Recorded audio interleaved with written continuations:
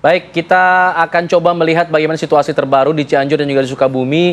Karena tadi diinformasikan sudah masuk puncak musim penghujan tadi ya oleh Ya, BMKG ya. Kita akan coba lihat bagaimana kondisinya apalagi setelah dilanda banjir bandang di beberapa wilayah termasuk di Jawa Barat, Cianjur dan Sukabumi. Ada rekan kami Heron Syah akan mengabarkan dari Cianjur ya, kalau tidak salah.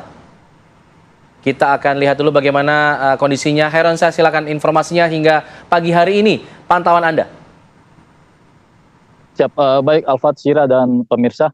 Saat ini pasca longsor yang menerjang Cianjur, banjir, kemudian pergerakan tanah saat ini kondisinya untuk jalan amblas di wilayah Cianjur Selatan, khususnya di yang saat ini saya melaporkan di Kecamatan Tanggeng, kondisinya saat ini sudah mulai bisa dilalui oleh kendaraan dari arah Sindang Barat menuju Cianjur Kota dan juga arah sebaliknya.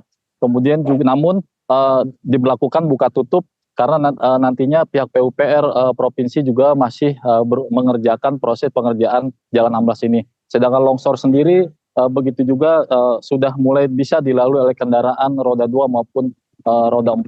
Dan Alfred dan Sira serta pemirsa, pergerakan tanah di Cianjur sendiri masih terus terjadi dan di Kecamatan Tanggeng ini, di tempat saya melaporkan ada sejumlah rumah yang kemarin rusak berat akibat pergerakan tanah. Dan kemudian juga di Agra Binta yang memang sebelumnya terjadi banjir melanda 2 desa dan kemudian saat ini sudah surut, namun pergerakan tanah terjadi di 30 rumah di Kecamatan Agra Binta.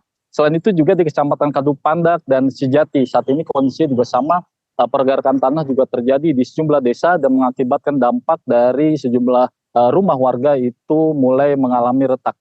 Dan kemudian juga di Kecamatan Kadupandak ini masih terjadi longsor dan jalan yang amblas, dan saat ini kondisi warga juga masih kekurangan. Sempat malam tadi kami mengonfirmasi dengan Kapolsek Kadupandak AKP Deden Hermansyah bahwa kondisi di Kecamatan Kadupandak ini warga mulai terisolir karena jalan masih terputus dan kemudian tertutup longsor. Dan yang dibutuhkan saat ini di Kecamatan Kadupandak ini adalah air yang bersih, kemudian juga stok BBM. Karena semua pasokan kebutuhan di Kecamatan Kadupandak ini sudah mulai berkurang. Alfat dan Sira, demikian yang saya laporkan. ya, apakah ada imbauan juga dari pemerintah setempat untuk warga-warga yang juga rumahnya ini perlu diwaspadai untuk segera menghindar atau tetap berada di pengungsian? Karena sebagian tadi Heron Syah bilang sudah pulang ke rumah masing-masing ya.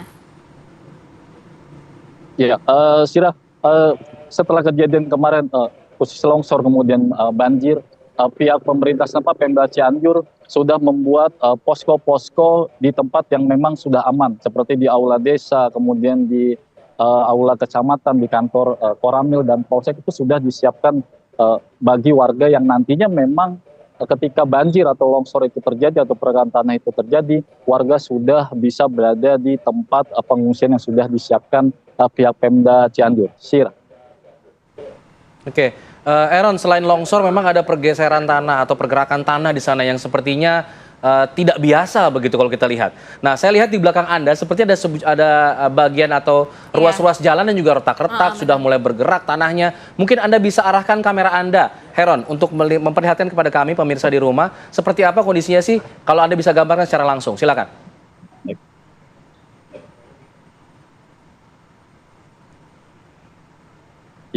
Ya, ini kondisi jalan di Kecamatan Tanggeng yang menuju ke Sindang Barang dan Sidaun.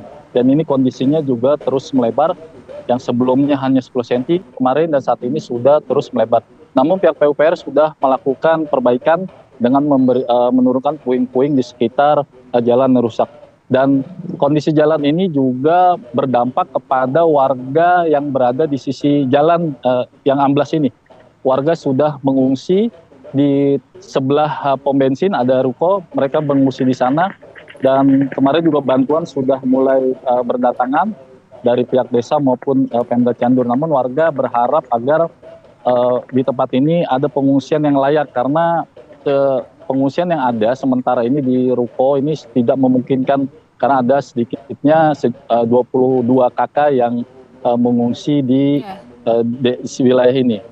Dan ini seperti inilah Alfat kondisinya, jalan yang amblas yang saat ini terus melebar. Dan Oke. jalan juga Heran, melalui selain dari dialihkan lokasi melalui dalam Anda mengabarkan, ada di wilayah mana saja juga yang kondisinya seperti ini, jalan retak ataupun ada pergerakan tanah? ya. Dari kemarin saya melintasi jalan retak ini terjadi di sepanjang jalan Kecamatan Tanggeng yang retak ini, dan ini hanya berada di sini. Kemudian juga ada di sejumlah jalan di Kecamatan Kadupandak, di Kampung Pasir Ipis, dan juga di wilayah Kecamatan Sejati Sirah. Hmm. Ini saya lihat sudah ada pembatas-pembatas di jalanan yang retak-retak ini. Tapi apakah sudah mulai ada apa ya? Kalau kita lihat petugas yang akan memperbaiki jalan-jalan ini atau bagaimana informasi yang Anda dapatkan? Ya, sejak kemarin pasca terjadi jalan amblas ini memang pihak PUPR sudah berusaha untuk memperbaiki dari jalan amblas ini ya. Bertahap dari mulai di sebelum ke tempat saya ini melaporkan, itu juga ada jalan yang amblas, itu mulai sudah diperbaiki kemarin, dan nantinya juga hari ini juga akan juga di tempat saya ini melaporkan juga jalan amblas ini juga mulai diperbaiki, karena bisa terlihat di sana ada puing-puing batu yang sudah disiapkan dari pihak PUPR untuk memperbaiki jalan amblas ini. Alfat.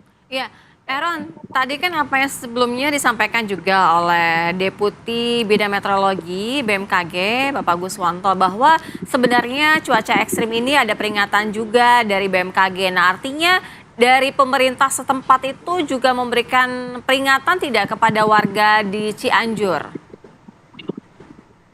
Iya, sebelum terjadinya bencana ini di Cianjur sendiri, pihak Pemkab Cianjur melalui BPBD ini sudah melakukan sosialisasi, kemudian antisipasi ke sejumlah wilayah yang memang akan terdampak dari bencana ini, dan terutama di wilayah Cianjur Selatan.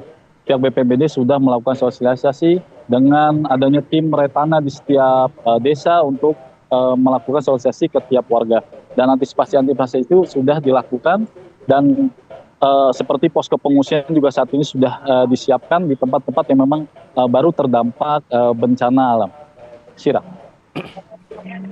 Baik, Aaron ditahan dulu laporannya, nanti kita akan coba update lagi. Anda mungkin nanti bisa sedikit berpindah ke daerah lain yang juga terdampak. Nanti kita juga sudah bergabung bersama kami, ada Pak Majmudin selaku korban banjir bandang yang terjadi di Sukabumi beberapa waktu lalu. Kita juga masih bersama Pak Guswanto dari BMKG, nanti akan memantau juga menanggapi mengenai apa yang terjadi di beberapa daerah tersebut. Usai jeda kami kembali tetap di sini di Apa Kabar Indonesia Pagi.